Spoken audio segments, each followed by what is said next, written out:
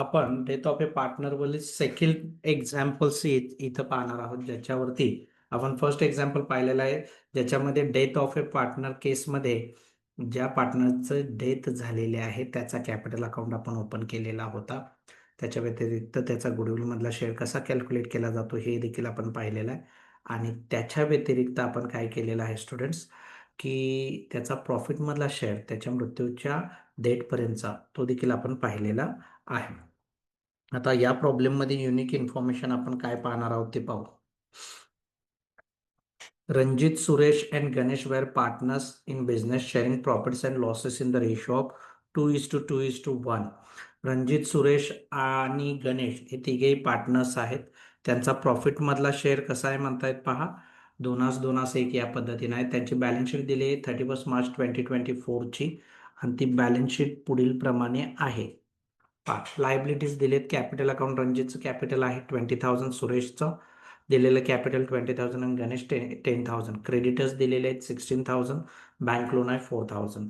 Assets दिलेत land and building 27,900, investment 15,000, furniture 8,000, debtors 10,400, less RDD 400. After deducting RDD good debtors would be 10,000, bank 4,100 and goodwill given in a old balance sheet. लक्षात ठेवा, amount of goodwill given in a balance sheet.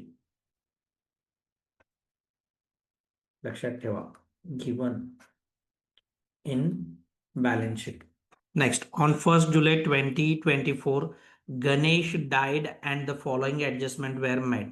1st July 2024 ला गणेश ची death झालेली आहे. म्हणजे थोडक्यात आता काय होणार आहे, आपल्याला चेक करायचा आहे तो न्यू इयर मध्ये किती मंथ बिझनेस मध्ये आहे. न्यू इयर म्हणजे न्यू अकाउंटिंग इयर मध्ये 1 एप्रिल 2024 ला तर इयर स्टार्ट झालेला आहे हे. त्यानंतर तो मे मंथ मध्ये पण आहे आणि जून मंथ मध्ये पण आहे, फक्त जुलै मंथ मध्ये नाही आहे. 3 मंथ्स तर तो बिझनेस मध्ये त्यानं वर्क केलेला आहे. कोणी? गणेशने. ठीक आहे. आता त्यांनी काही ऍडजस्टमेंट दिलेले आहेत, रिकन्स्ट्रक्शन करावं लागेल आपल्याला. गणेशचं अकाउंट सेटल करावं लागणार आहे. त्याच्या लिगल हायरला जे पैसे ट्रान्सफर करायचे आहेत किंवा जे द्यायचे आहेत ते द्यायचे. आपल्याला देण्यासाठी काय करावे लागतील, पूर्ण रिकॉन्स्टिट्यूशन करावं लागेल. मग यासाठी काय ऍडजस्टमेंट दिले ते आपण पाहू. All debtors were considered as goods. Good म्हणजे जी आरडीडी आपण प्रोव्हाइड केलेले आहे, RDD provided in balance sheet not required, याच्याही अगोदर पाहिलेलं होतं. त्याची प्रोव्हिजन करण्याची आवश्यकता नाहीये. डेटरला टिकमार्क करून ठेवतोय मी, काय होईल ते सांगेन मी तुम्हाला. Bank loan were paid off म्हणलंय, बँक लोन पेड केलेला आहे. किती रुपयांना पेड ऑफ केलेला आहे सांगितलेलं नाही. याचा अर्थ ते बुक व्हॅल्यूला पेड केलेलं आहे. जी लायबिलिटी पेड केलेली असेल तिला बॅलन्स शीट मध्ये आपण शो करणार नाही. जी पेड केले, एकदा लायबिलिटी पे केले तर बॅलन्स शीट मध्ये शो करायचं नाहीये. Investment were sold out in the market at the rate of 10% profit. Investment वरती ऍडजस्टमेंट आहे. इन्व्हेस्टमेंट काय केलेली आहे, सोल्ड केलेली आहे. सोल्ड केल्यानंतर ती बिझनेस मध्ये राहणार नाहीये, त्यामुळे न्यू बॅलन्स शीट मध्ये तिला आपण शो करणार नाहीये. Next one, goodwill of the firm was valued at ₹7,500. It was to be raise in the books. आता ऍडजस्टमेंट मध्ये गुडविलची जी व्हॅल्यू दिलेली आहे ती न्यू व्हॅल्यू दिलेली आहे, लक्षात ठेवा. आणि ओल्ड बॅलन्स शीट मध्ये आलेली गुडविलची व्हॅल्यू जी आहे ती ओल्ड व्हॅल्यू आहे. काय करायचं असतं ते मी पुढे सांगेन तुम्हाला. Next one, Ganesh entitled to get his share in the profit up to the date of his death. Profit for 2024-25 was estimated at ₹5,000. गणेशची डेथ झालेली आहे, त्याने 3 मंथ्स तर बिझनेसमध्ये वर्क केलेला आहे. त्याला प्रॉफिटमध्ये हिस्सा द्यावा लागेल. त्यासाठी 2024-25चा प्रॉफिट इस्टिमेट केलेला आहे आणि तो किती राहणार आहे म्हणतात 5,000. कशा प्रकारे द्यायचा आहे ते आपण वर्किंग नोट मध्ये पाहू. The amount due to Ganesh executive. गणेशचा एक्झिक्युटिव्ह जो आहे, ती जी अमाऊंट आपण त्याला देणं लागतोय ती पेड करण्यात आली. लक्षात ठेवा, ती अमाऊंट काय केले, पेड केले. थ्रू एनईएफटी म्हणजे थ्रू ऑनलाईन पैसे ट्रान्सफर केलेले आहेत. ठीक आहे. आपण ही इन्फॉर्मेशन आता पुट डाऊन करून घेणार आहे. त्यांनी काय विचारले ते पाहूया. Profit and loss adjustment account, partners capital account and balance sheet new फॉर्मची विचारलेली आहे. मग सुरुवातीला तर हा profit and loss adjustment account इथं दिसतोय आपल्याला, ज्याच्यामध्ये आपण असेट्स जर डिक्रीज झाल्या म्हणजे असेट डिक्रीज झाल्यानंतर काय होतो, लॉस होतो, आणि लायबिलिटीज इन्क्रीज झाल्या, लायबिलिटीची व्हॅल्यू इन्क्रीज झाली तर काय होतो, लॉस होतो, तो आपण डेबिटला नोंदवणार आहोत. असेट जर काय झालेले असेल, इन्क्रीज झालेले असेल तर प्रॉफिट होतो, तो आपण क्रेडिटला नोंदवू. आणि जर लायबिलिटीज काय झालेले असतील सांगतायत तुम्हाला ते, लायबिलिटीज डिक्रीज झालेले असतील तर निश्चित आपण इथं क्रेडिटला नोंदवणार आहोत. Next one, partners capital account आपण इथं ओपन करत आहोत. इथं आपण बाय बॅलन्स ब्रॉड डाऊन करून घेणार आहोत, कॅपिटल जे जे दिलेलं आहे ते. आणि त्यानंतर इथं बॅलन्स शीट आपल्याला तयार करायची आहे 1 जुलै 2024 ची, लक्षात ठेवा. कारण की या डेटला आपण रिकन्स्ट्रक्शन करत आहोत, रिकॉन्स्टिट्यूशन करत आहोत. पार्टनर्स कॅपिटल अकाउंट इथं येणार आहे. ही बॅलन्स शीट कुणाची असेल तर निश्चितच गणेशच्या डेथ नंतर रणजित आणि सुरेशची असेल. ओके. बँक बॅलन्स आपली असेट असल्यामुळे टू बॅलन्स ब्रॉड डाऊन करून घ्यावं लागेल इथं आपल्याला. पाहू आपण ट्रीटमेंट कशा करायच्या आहेत ते. सुरुवातीला कॅपिटल रणजित, सुरेश आणि गणेशचं 20,000, 20,000, 10,000 हे पार्टनर्स कॅपिटल अकाउंटच्या क्रेडिट साईडला ब्रॉड डाऊन करून घ्यायचं आहे आपल्याला. 20,000, 20,000 अँड 10,000. नेक्स्ट वन, आता जनरल रिझर्व्ह फंड दिलेलं नाहीये. आता ह्या ज्या लायबिलिटी दिसत आहेत, क्रेडिटर्स अँड बँक लोन, मी लिहून घेतोय फक्त, ते पहा व्यवस्थित. क्रेडिटर्स आणि bank loan, actually bank loan घ्यायचं नाहीये, फक्त मी तुम्हाला शो करतोय काय केलं त्याचं लक्षात येईल तुम्हाला. क्रेडिटर्स 16,000 रुपयांचे आहेत. Okay, done. त्याच्यावर ऍडजस्टमेंट नाहीये, आउटरला लिहून घेतले मी. आणि बँक लोन मात्र 4,000 इनरला लिहून घेतले मी. नेक्स्ट, आता असेट्सला या. लँड अँड बिल्डिंग 27,900 आहे.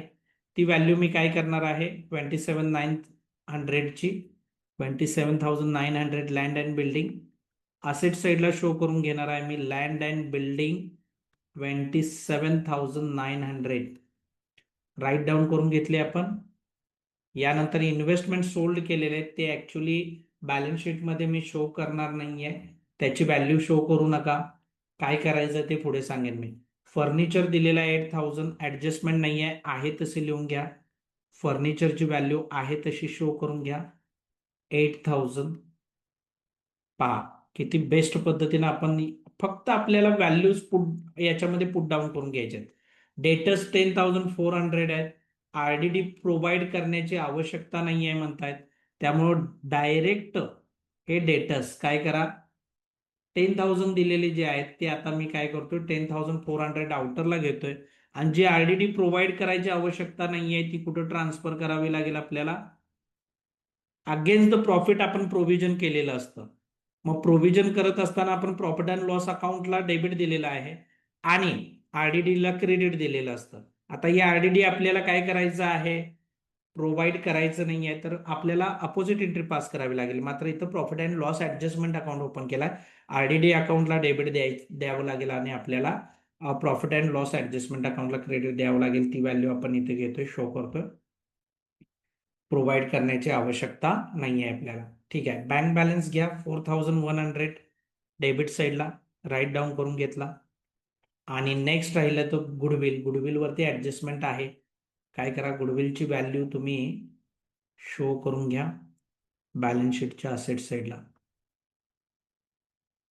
गुडविलची व्हॅल्यू किती दिलेली आहे तुम्हाला त्यांनी शो करताना चेक करा, 5,000 दिलेली आहे. Okay, done. नाव स्टुडंट्स, इतकी इन्फॉर्मेशन झाल्यानंतर आपण काय करणार आहोत, ऍडजस्टमेंट्सकडे वळणार आहोत आणि ऍडजस्टमेंट्स करून घेणार आहोत. पोस्टिंग तर आपल्या लक्षात आलेलं आहे. All debtors were considered as good. मी काय केलेलं आहे, 10,000 मध्ये 400 रुपये परत एकदा ऍड करून 10,400 दाखवलेले आहेत, ऑलरेडी शो केलेत मी. आणि 400 रुपयाचा फायदा झाला तो प्रॉफिट अँड लॉस ऍडजस्टमेंट अकाउंटला दाखवलाय मी, शो केलाय आपण.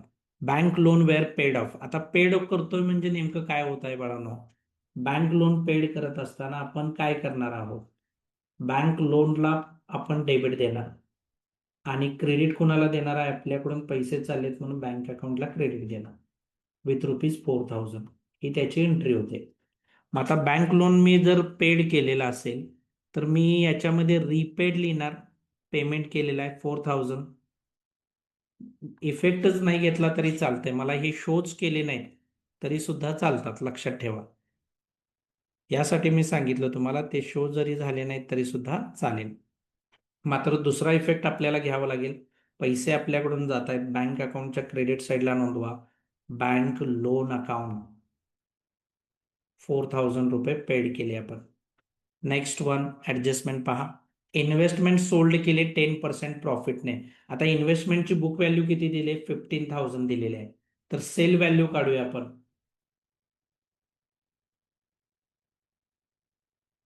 Okay, investment sold at 10% profit. हा, 15,000 रुपीज इन्व्हेस्टमेंट आहे. 10% आपण काढला, तो प्रॉफिट किती आला?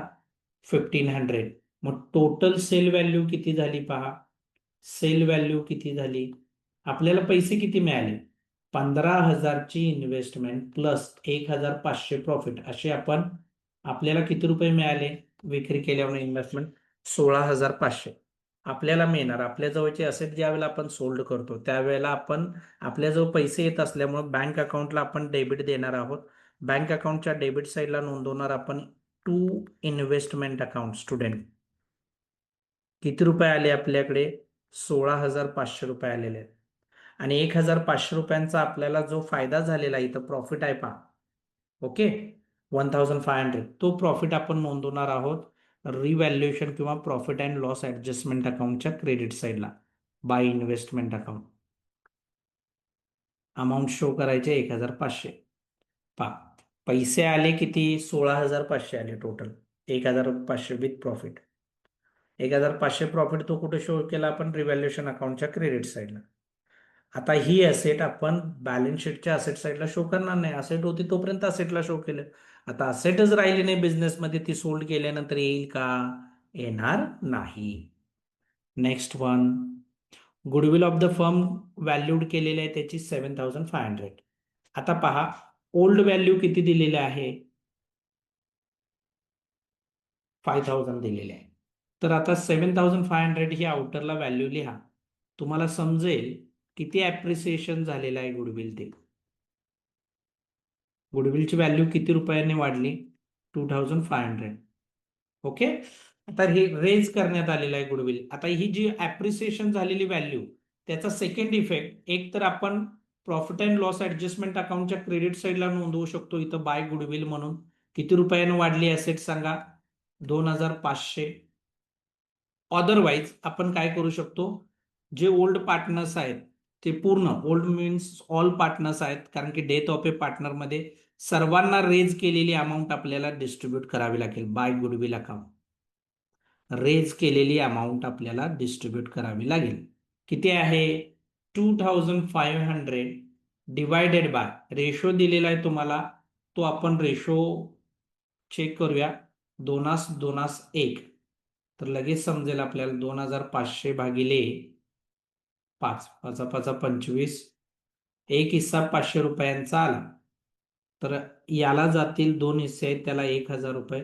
याला जातील 1,000 रुपये आणि याच्या मालकीचे किती असतील? 1,500.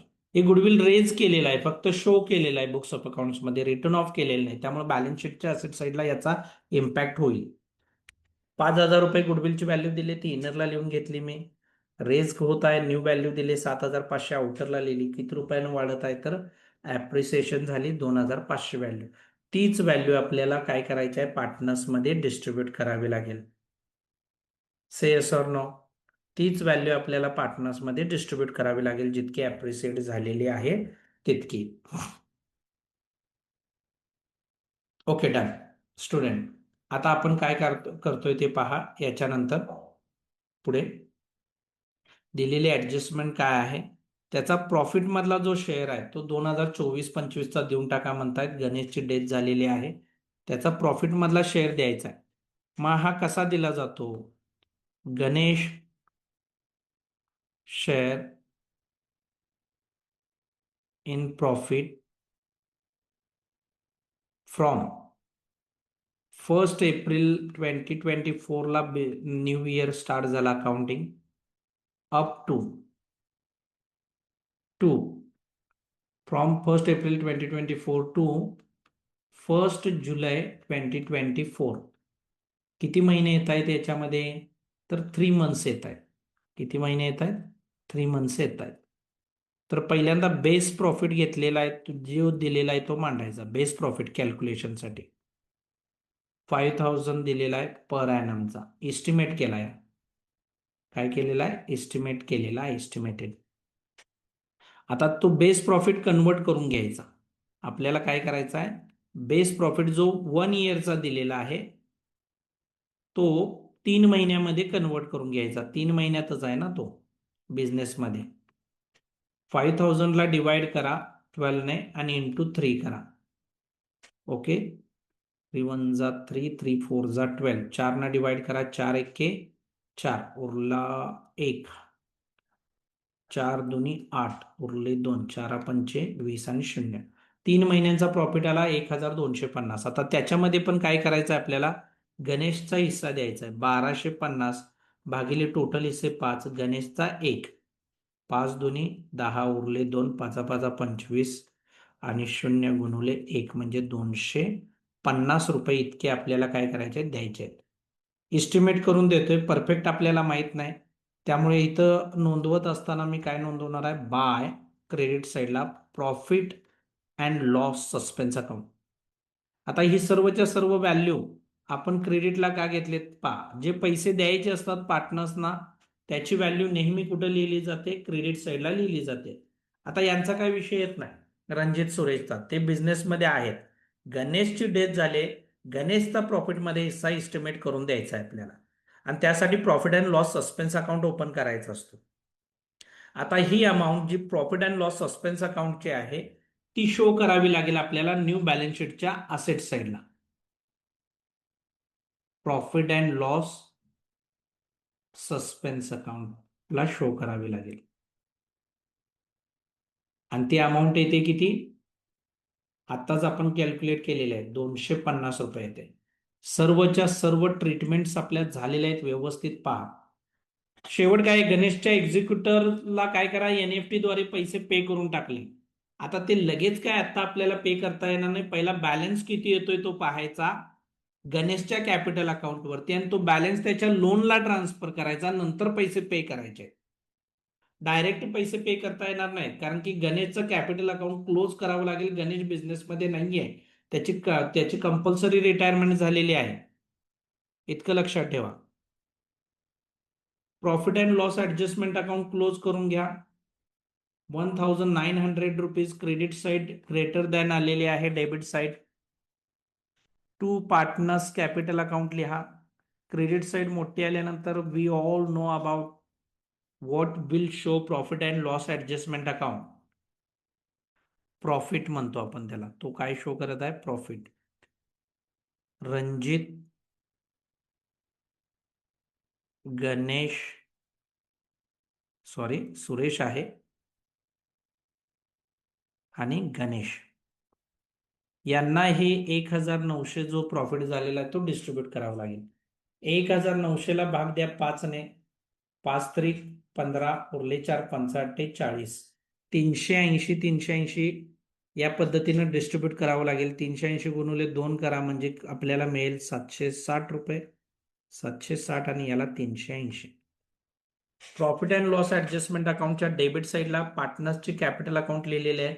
आता दुसरा इफेक्ट आपल्याला पार्टनर्स कॅपिटल अकाउंटच्या क्रेडिट साईडला लिहायचा आहे. By profit and loss adjustment account. कुठल्याही प्रकारे शॉर्टकट्स यूज करायचे नाहीत, नाही तर मार्क्स गेले.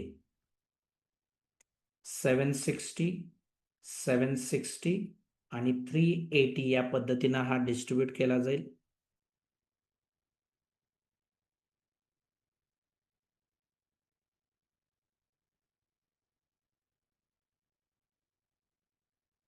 Okay. Partners capital account close करत असताना पहिल्यांदा गणेशचा लोन अकाउंट, गणेशच्या एक्झिक्युटरला पैसे ट्रान्सफर करा. 0 5 + 8 13 1 + 5 6 + 2 8 8 + 3 11 1 प्लस 0 1 1 11,130 अमाऊंट रुपये पेएबल राहील, ती ट्रान्सफर करा to Ganesh executors loan account 11,130 rupees. हे डायरेक्ट आता बॅलन्स शीटला शो करत असतो आपण लायबिलिटीला. ते पेड केलेले असल्यामुळे बँक अकाउंटच्या क्रेडिट साईडला लिहून टाका. By Ganesh executors loan account 11,130 rupees paid केले. हा काउंट झालेला आहे आता आपल्या याच्यातून नील. Okay done. आता बॅलन्सिंग करून घ्या. ऑर्डरचे जे दिलेले असतील तुम्हाला त्याचं बॅलन्सिंग करा. 0,6,7,1,2 21,760 रुपये रणजितचे. याचेही 21,760 रुपये आले. हे कंटिन्यू करणार आहेत बिझनेसमध्ये, त्यामुळे इथं लिहायचं टू बॅलन्स कॅरीड डाऊन 21,760 21,760 आणि ही अमाऊंट मात्र बॅलन्स शीटच्या लायबिलिटी साईडला शो करा 21,760 21,760. 0 6 6 12 घेतले, 7 आणि 7 14 आणि 1 15 घेतले, 1 आणि 1 2 आणि 1 3 घेतला, 2 आणि 2 4 घेतले. Okay done. Bank account close करून टाका. आता बँक अकाउंट काय करून घ्या, क्लोज करून घ्या. त्याचा बॅलन्स शीटच्या असेट साईडला शो करावा लागेल आपल्याला. 0,0,6 4 10 1 आणि 1 2 20,600 रुपये बाय बॅलन्स काय लिहिलं आपण कॅरीड डाऊन. हे मायनस करायचे 15,130 रुपये आपल्याला काय करावे लागतील, मायनस करावे लागतील. 5,470 रुपये येतात. 5,000 किती येणार, 470 रुपये येणार आहेत. 15,130 मायनस केले 20,600 मधून. Okay done. आता ही अमाऊंट जी आहे ती आपल्याला शो करायची आहे बॅलन्स शीटच्या असेट साईडला. अमाऊंट किती आहे, 5,470. आणि शेवट आहे आपल्याला, शेवट काय करायचं आहे, दोन्ही साईड इक्वल येतात का पाहायच्या. 0 2 5 6 3 9. Okay done. 1 आणि 4 5. 59,520 याची टोटल करून घ्या.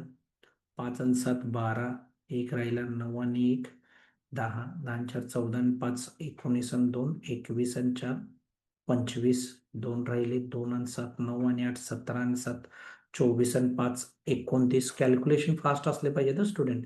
2 आणि 2 4 आणि 1 5.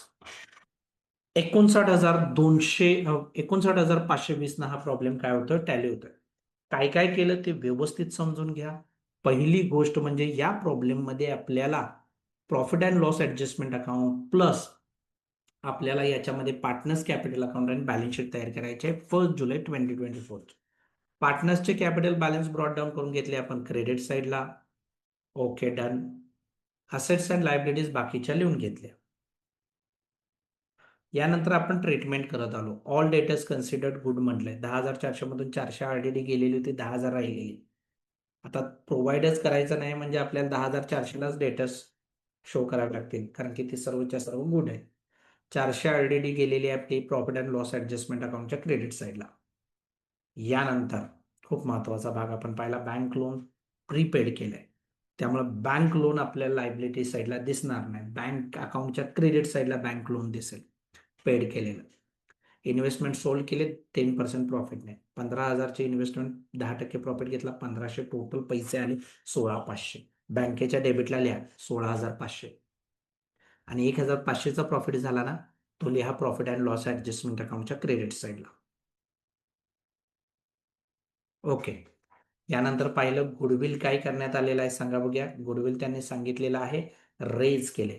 ओल्ड बॅलन्स शीटमध्ये गुडविल आहे, नवीन व्हॅल्यू 7,500, 2,500 व्हॅल्यू वाढली, 2,500 रुपये ऍड केले गुडविल मध्ये आणि ते तिन्ही पार्टनर्सना डिस्ट्रीब्यूट केले त्यांच्या शेअरमध्ये.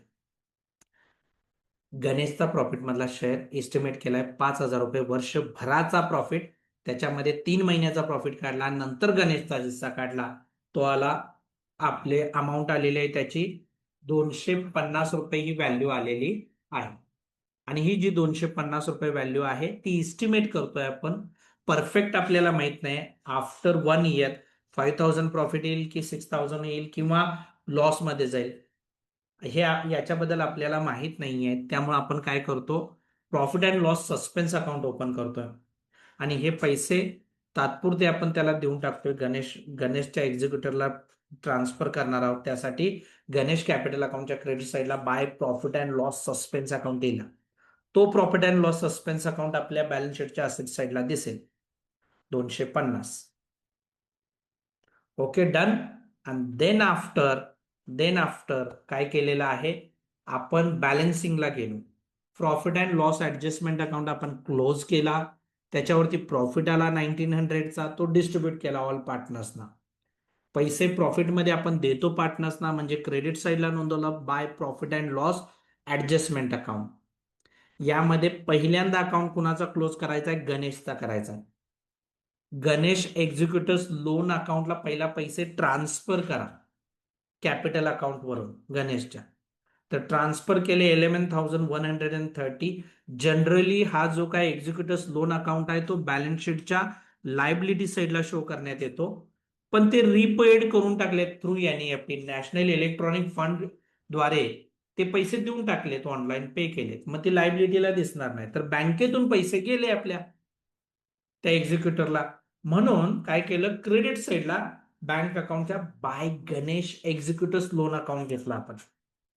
गणेश कॅपिटल अकाउंट घ्यायचं नाहीये, लक्षात ठेवा. Ganesh is not in business, ही हॅज कंपल्सरी रिटायर्ड. त्याची डेथ झालेली आहे, तो बिझनेसमध्ये नाही आहे, फिजिकल एक्झिस्टन्स मध्ये नाही आहे. त्याच्या कॅपिटल अकाउंटवरचा बॅलन्स पहिल्यांदा त्याच्या लिगल जो कोणी रिप्रेझेंटेटिव्ह आहे, लिगल हायर कोण आहे, त्याच्या लोन अकाउंटला ट्रान्सफर करावे लागेल आणि त्यानंतर तो लोन अकाउंट आपल्याला सेटल करावा लागेल.